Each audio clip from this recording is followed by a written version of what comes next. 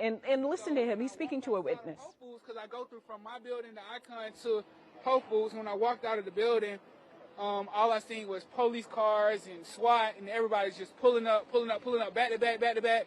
And my supervisor was right there at the time, and he was like, hey, make sure you stay close to the walls and stand back because we heard this an active shooter.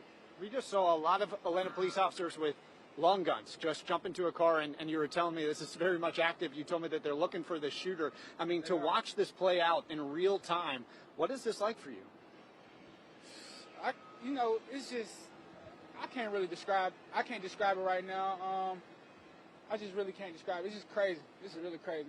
Are you nervous, scared? Do you I called a couple of my family members like, hey, it's an active shooter in the city. If anything happened to me, I just want y'all to know that I can't get back into the building, and I'm out here really in the streets, and they're telling me I just have to keep moving backwards from my actual original location.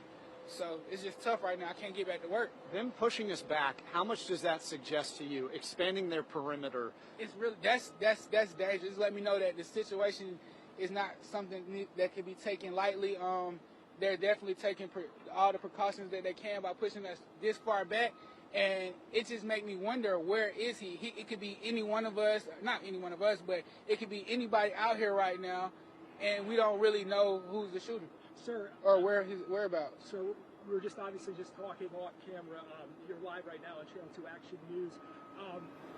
I'm glad you're okay. I know you were talking about you're just trying to catch your breath now, but again, can you just take us through what just unfolded?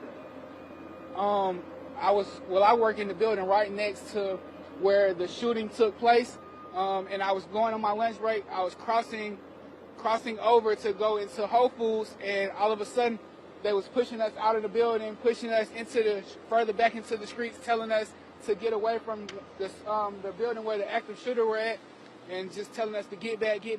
It's a shooter. It's an active shooter, and we don't even know who the shooter is and where is the shooter at right now. And so it's really, it's really nerve-wracking.